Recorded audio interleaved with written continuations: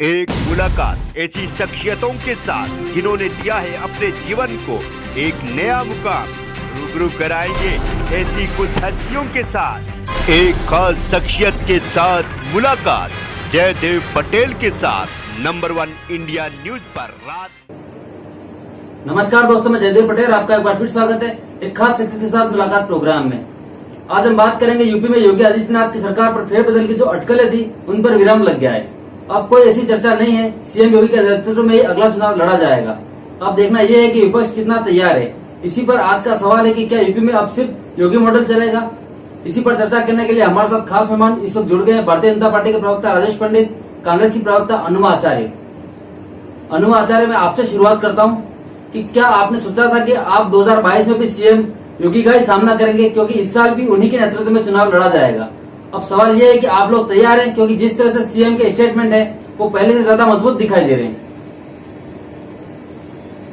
ऐसे है कि हम ये समझ लें कि जनता लोकतंत्र में निर्णायक होती है। तो अभी जो पिछला चुनाव लड़ा गया था वो आपने और हमने सब देखा है कि उसमें कोई योगी आदित्यनाथ उसका चेहरा नहीं, उसका चेहरा नरेंद्र मोदी बीजेपी ही थी। तो योगी आदित्यनाथ का आना वो उनके अपने समीकरण भाजपा में हो सकते हैं, तो उसके कारण हुआ, लेकिन चुनाव उनके चेहरे पर नहीं लड़ा गया। और अगर उनके चेहरे पर चुनाव लड़ा जाए तो ये बहुत साफ दिख रहा है कि विपक्ष भले ही, मैं अपने पार्टी के बारे में मानती हूँ कि पिछले बार हमने कोई मार्ग नहीं बनाया और अभी हमारी बहुत ज्यादा सरगर्मी नहीं दिख रही है। तो इसके बैकग्राउंड में मैं ये मानती हूँ कि भले ही आज कांग्रेस वैसी हमको उभर के आती नहीं दिख रही, पर फिर भी अगर योगी आदित्यनाथ के चेहरे पर चुनाव लड़ा जाएगा तो मैं मानती हूँ कि जनता ही नकार देगी। क्योंकि मैं अपनी बात क्वालिफाई कर लेती हूँ 30 सेकेंड और, वो ये कि योगी आदित्यनाथ जो भी है वो एक अच्छे स्टार प्रचारक हो सकते हैं, पर उनको प्रशासन का अनुभव भी नहीं है और वो प्रशासन के नाम पे या तो बहुत कंट्रोल फ्री हो जाते हैं और या फिर वो उनके काबू में कुछ भी नहीं है। तो इस पूरे कहानी से ये होता है कि जो एक प्रशासन है राज्य का चलना चाहिए, उसकी सुचारू व्यवस्था नहीं हो पाती, तो जनता को भी दिखता है। इसमें मैं बहुत बड़ा ऐसा कोई ये नहीं है कि मैं चूंकि कांग्रेस की समर्थक हूँ और कांग्रेस को बहुत पसंद करती हूँ, उसकी विचारधारा को, ये उससे ताल्लुक नहीं है। इसका ताल्लुक सिर्फ उससे है कि जिस तरह से इस पैंडेमिक में पूरा लोगों के साथ जो व्यवहार हुआ, ऑक्सीजन की कमी से लेके हॉस्पिटल्स की कमी से लेके और गंगा नदी में बहुत सारी लाशों का बहना और ये सारी चीजें, इन सब से वो निर्णय होगा। इसमें विपक्ष के बारे में मैं ये कह दूं कि नहीं, विपक्ष बहुत मजबूत है, तो इसलिए नहीं, जनता की जी। राजेश पंडित जी, आप शायद बेहतर जवाब दे पाए इस पर।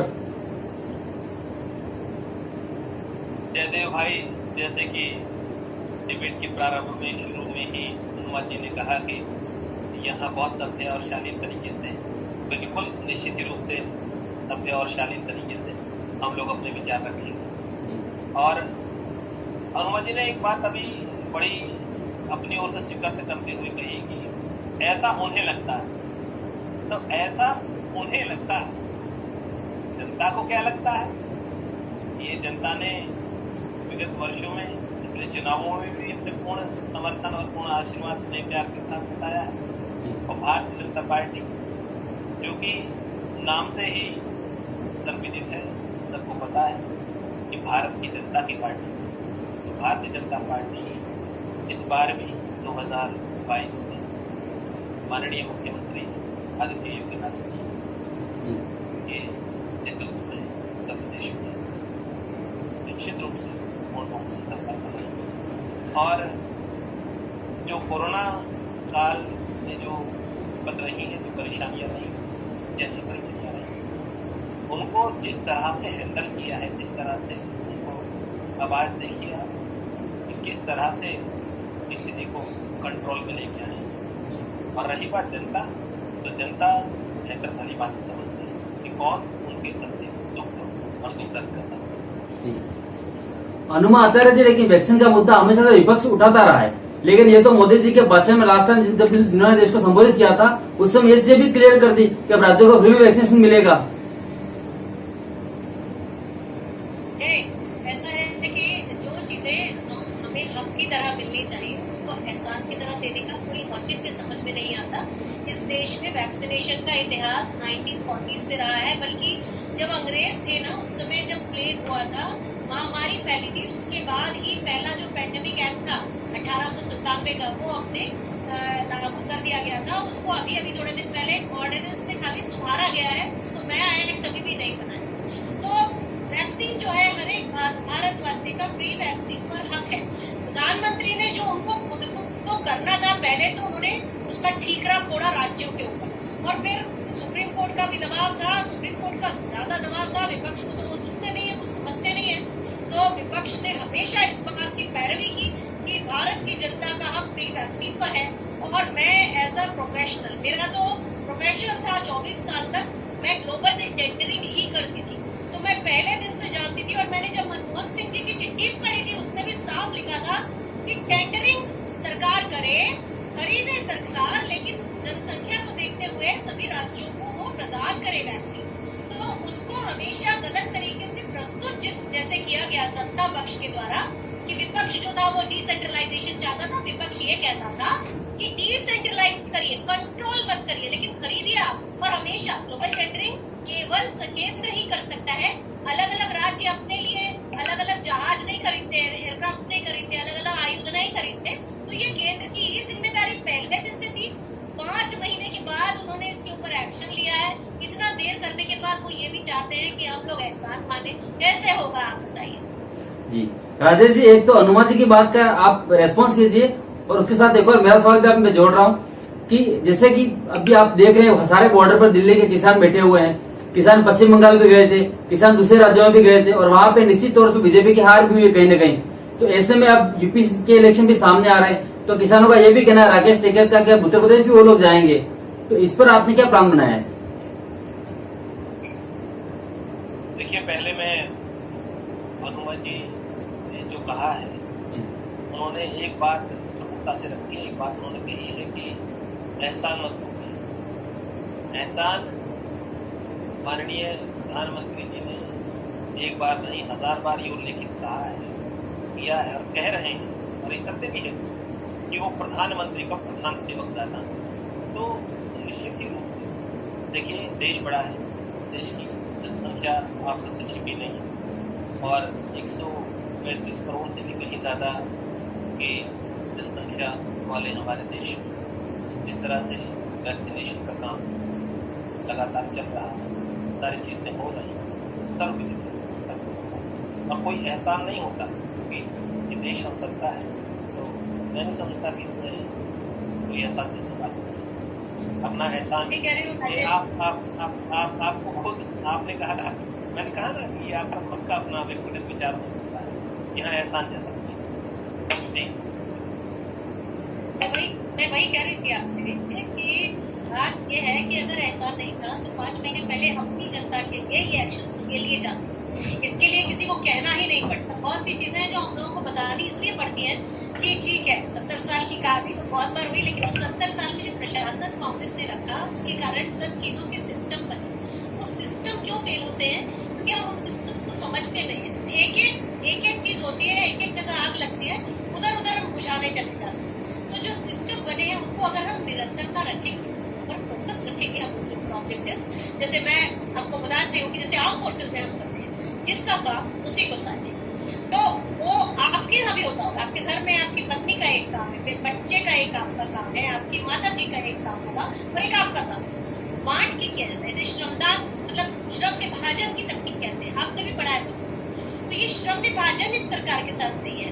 सारे लोग प्रसिद्धि के लिए मोदी जी के पीछे 5 में खड़े हो जाते हैं, अपने अपने हिस्से का काम नहीं करते। या मोदी जी उनको करने नहीं देते। मैं कैसे कह दूं कि वो नहीं करते, या मैं ये भी कैसे कह दूं कि मोदी जी करने नहीं देते, क्योंकि रक्षा मंत्री का वक्तव्य है जयशंकर प्रसाद दे जाते हैं, स्वास्थ्य मंत्री की कहानी हरदीप सिंह पुरी कर जाते हैं, किसी और का होता है तो कृषि मंत्री का तो पीयूष गोयल आ जाते हैं। समझ ही नहीं आता कि किसका विभाग किधर है। राजनाथ सिंह जी उस दिन एजुकेशन विभाग की मीटिंग ले रहे थे। तो ये इस तरह से जहाँ भी काम होता है उसे हौच पौच कहा जाता है। ये नहीं कहा जाता कि हमारे सारे मंत्री सक्षम है, ऐसा नहीं कहा जाता।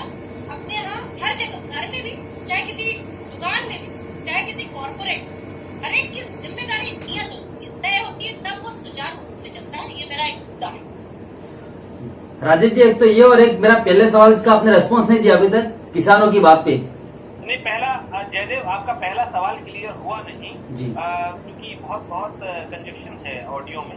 आप दोबारा पूछिए अपना सवाल, मैं यहाँ सवालों के जवाब दे जी, मेरा ये सवाल था बात करने ही कि बैठा हूँ। किसान आंदोलन को लेकर के किसान जिस तरह से उत्तर प्रदेश भी गए, सॉरी उत्तर प्रदेश अब जाने की तैयारी में है, उसके पहले पश्चिम बंगाल गए और दूसरे राज्यों में गए, और जिन जिन राज्यों में किसान गए आपके अगेंस्ट में, वहां आपको हार का सामना करना पड़ा है।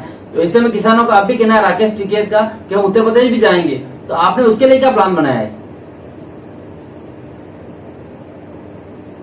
देखिए, किसान ही हमारे भाई हैं, किसान, और किसानों से वार्ता डे वन से चल रही है, प्रथम दिन से उनसे वार्ता चल रही है, वार्ता के सारे रास्ते खुले और स्वतंत्र है।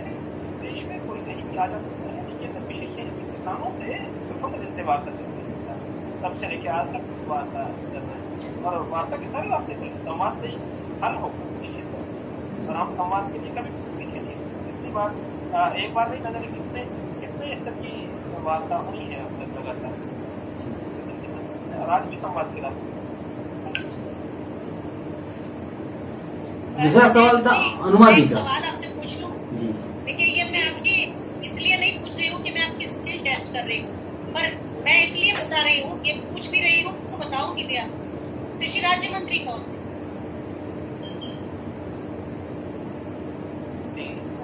ये मेरी बात का प्रमाण दे रही हूँ। कृषि राज्य मंत्री जो है पुरुषोत्तम कोड़ा भाई वार्ता है, और दूसरे भी है कैलाश चौधरी। इन लोगों ने आज तक किसान से बात नहीं, पहले डायरेक्टर लेवल पे बात हो गई, फिर जेएस लेवल पे बात हो गई, फिर ये आए नरेंद्र सिंह तोमर और पीयूष जी ने बात कर ली। पहले लेवल पे ही ये दोनों कृषि राज्य मंत्री जी को आना चाहिए था। हमारे यहाँ कोई जनरल साहब से मिलने आता है तो पहले भी कमांडर को मिलता है, हमसे मिलेगा, उसके बाद ऊपर जाएगा, और हम उनको इस तरह से करेंगे, अगर वो महत्वपूर्ण व्यक्ति है तो हम उसकी बात को सॉल्व करेंगे। तो राज्य मंत्री से तो कोई मिला ही नहीं। हम ये कह रहे हैं, कोई नहीं जानता भारतीय जनता पार्टी में कि कृषि के दोनों राज्य मंत्री कौन है। उस दिन हम उनसे पूछ लिए थे जफर इस्लाम साहब से, तो वो हकला गए और कहते हैं साध्वी निरंजन। तो हम नहीं चाहते कि ये फोरम्स में हम, क्या है ना, दिक्कत यह है कि प्रशासन चला, हम कह रहे हैं, आपकी बात से सहमत है कि आप लोग ना, आपको जनता ने बहुत सारा एक अपना विश्वास दिया, जनता ने बहुत आस्था रखी, लेकिन जनता को क्या चाहिए? सुचारू प्रशासन चाहिए होता है जनता को। खाली ये जो इवेंट होता है, थोड़ा प्रसाद बांट दिए, थोड़ा कुछ कर दिए, और राम जी का ये कर दिए, अपने भगवान जी का, वो सब थोड़े समय के उसमें होता है, लेकिन लंबा समय जो चलता है ना, वो सिस्टम चलता है। 70 साल का जो सिस्टम था, ये 7 साल इसलिए खींच गया वो, क्योंकि उसको बनाया बड़ी मजबूती से था। अभी अपना भारतीय जनता पार्टी के समय में निर्माण बहुत कम है, सिवाय सड़कों के। नितिन गडकरी साहब को, मैं दूसरी पार्टी के होते हुए उनको मैं कहूंगी, उस व्यक्ति ने काम किया, फोकस के साथ किया, पर उस व्यक्ति के अलावा मुझे दूसरा कोई विभाग नहीं दिखता। इवन रक्षा विभाग से मुझे इतनी उम्मीद थी ना सर से, बहुत उम्मीद थी राजनाथ सिंह जी से, लेकिन मेरी सारी उम्मीद धराशायी हो गई। ऐसा डिफेंस ऑफिसर, एक ऐसा ऑफिसर जो फौज में अलग अलग तरह के आयुधों की खरीदारी करता रहा है, कि सभी से हताशा हुई है, क्योंकि हम मान रहे हैं कि सबसे ज्यादा आपको जनादेश, लेकिन व्यवस्था नहीं चला पाए। राजेश जी रेस्पॉन्स कीजिए। मैं जी जयदेव बताएं जी, रेस्पॉन्स कीजिए। मैं चाहता हूं कि मैं आचार्य जी की बात का, उनके प्रश्न को जवाब। आपने कहा 70 साल का सिस्टम, आप सुन पा रहे हैं मुझे? जी सुन पा रहे। आपने कहा 70 साल का, अगर 70 साल का सिस्टम इतना प्रगाढ़, इतना मजबूत, इतना सिस्टेमेटिक था, जनता ने उससे नकार दिया, आपकी की बात, हम भी यही आपसे बिल्कुल एकदम आपकी जो बातें हैं उन्हीं बातों पे बात करें। जो 70 साल का सिस्टम इतना मजबूत था, इतना प्रगाढ़ था, इतना व्यवस्थित था, इतना सुचारू था, जैसे आपने कहा, प्यार आशीर्वाद के साथ चुना, और एक महामारी आई, तो छोटी मोटी भी बन नहीं है, आप भी जानते हैं, आप बहुत प्रबुद्ध समझदार हैं। सब लोगों ने मिलकर काम किया, पूरे देश ने मिलकर सहयोग के साथ सब आगे बढ़े, सबने मेहनत, और किसी भी तरह से महामारी में काबू करने की कोशिश की। अब आपने माननीय नितिन गडकरी साहब की प्रश्नता में कुछ कहा, उनका मंत्रालय ऐसा नहीं है, यहाँ तक अपना, मतलब 70 साल का सिस्टम इतना ही मजबूत था।